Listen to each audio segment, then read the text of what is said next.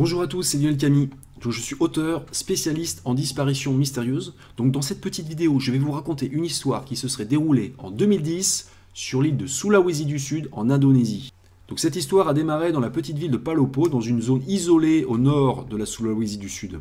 Palopo qui est une petite ville côtière, dans une région extrêmement sauvage. Dès que vous sortez de la ville, vous vous retrouvez dans une zone de montagne couverte de jungle. Voilà. Donc là, ce jour-là, en 2010, 5 amis partent faire un trek, une randonnée de 3 jours dans les montagnes près de Palopo. Ils ont porté avec eux tout leur matériel pour faire une randonnée en toute autonomie. La tente, la nourriture, des vivres, de l'eau, etc. Là, 3 jours passent, mais au bout de 3 jours, malheureusement, les randonneurs ne reviennent pas à Palopo.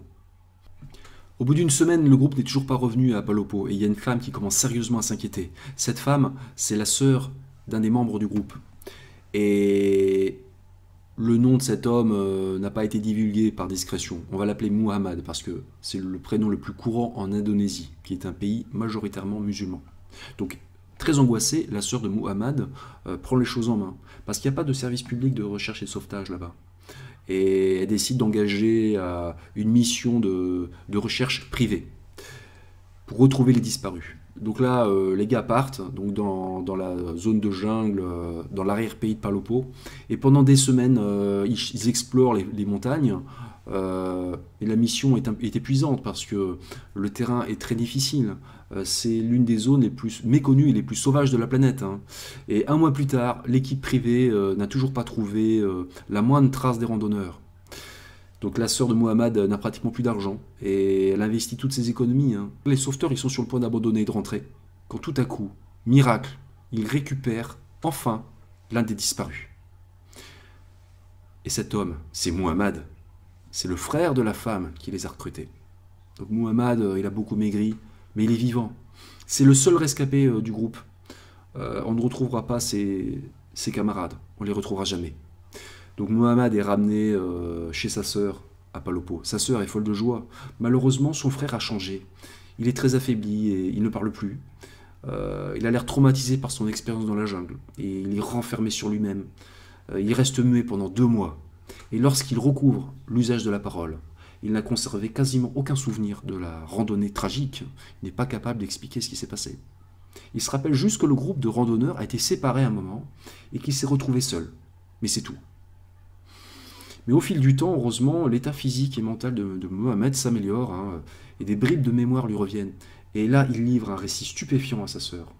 Il lui raconte que peu de temps avant d'avoir été séparé avec ses équipiers, quand ils étaient tous ensemble, il a vu des choses très bizarres dans la jungle.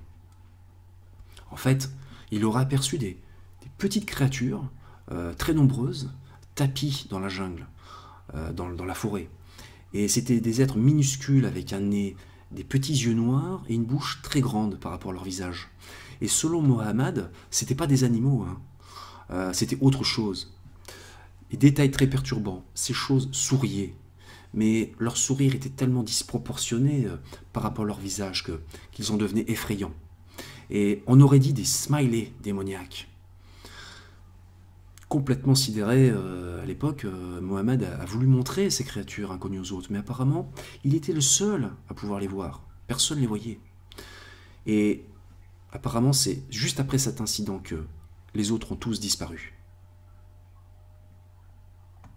Donc encore une fois, cette histoire de disparition et réapparition mystérieuse est pour le moins étrange, c'est le moins qu'on puisse dire. On va apporter quelques analyses maintenant. On va passer en revue d'abord des explications rationnelles, bien entendu. La piste criminelle. Voilà, certains vont se dire, voilà, peut-être que ce brave Muhammad a assassiné, a tué tous ses camarades. Moi, je n'y crois pas, parce que pour plusieurs raisons. D'abord, Muhammad était un gentil garçon. Et on n'est pas au cinéma, c'est vrai, dans la réalité, il n'est pas facile de tuer 4 personnes, surtout pour un jeune homme qui n'est pas un tueur professionnel. Il faut aussi s'interroger, quand même, se demander si le témoignage de Muhammad doit être pris au pied de la lettre. C'est pas sûr, parce que dans la jungle, il y a des matières organiques en décomposition, c'est très humide, et ça dégage des gaz toxiques, et peut-être que Muhammad a respiré ces gaz et qu'il a eu des hallucinations visuelles et auditives. Bon.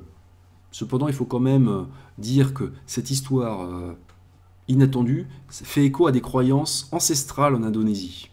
D'après les récits très anciens écrits en Bahasa, la langue indonésienne, il existerait dans la jungle de Sulawesi du Sud un petit peuple de démons que les locaux appellent Jin Kurshaki. Ce sont des êtres maléfiques qui correspondent parfaitement à la description faite par Muhammad. Et ces créatures d'origine inconnue seraient responsables d'enlèvements dont on ignore le but. Et certaines victimes comme Muhammad seraient relâchées après coup, mais d'autres ne reviendraient jamais. Voilà. Et donc c'est une croyance locale, et comme une autre croyance aussi, une superstition liée aux couleurs en Sulawesi du Sud. En Indonésie, les autochtones déconseillent fortement aux visiteurs étrangers de porter des couleurs vives, rouges ou oranges, lorsqu'ils s'aventurent dans la jungle. Sinon, ils risquent de disparaître. Et donc, les locaux, apparemment, mettent uniquement des vêtements noirs et blancs lorsqu'ils vont dans la forêt. Est-ce que, comme ils étaient venus de la ville, Muhammad et ses camarades ont respecté cette coutume? C'est pas sûr. Et si ça se trouve, ils portaient des vêtements fluo, bariolés, et c'est peut-être pour ça qu'ils auraient été ciblés. Il y a une autre histoire comme ça aussi. C'est un Américain qui vit dans la région qui a raconté qu'un jour il était parti faire une randonnée avec des amis, et l'un des membres du groupe avait mis des chaussettes jaunes. Il n'avait donc pas respecté la consigne. Donc ils ont monté leur campement, ils ont passé la nuit.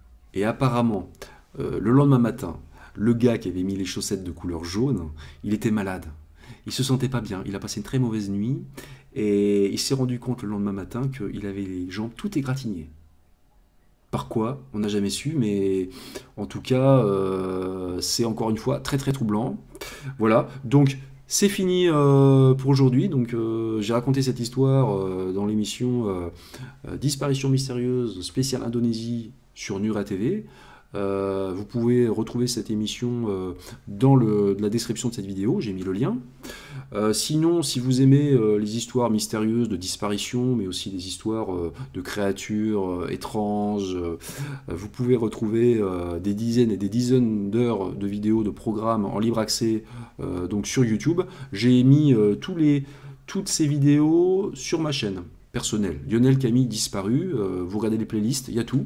Il y a notamment aussi mes vidéos personnelles et aussi mes interventions dans l'émission Enquête paranormale sur C8. Voilà, donc il y a de quoi vous occuper si vraiment vous aimez ces histoires très étranges et qui sont souvent rigoureusement véridiques, des histoires vraies. Voilà, donc je vous laisse, je vous dis à bientôt, ne disparaissez pas et à bientôt pour de nouveaux mystères. Bye.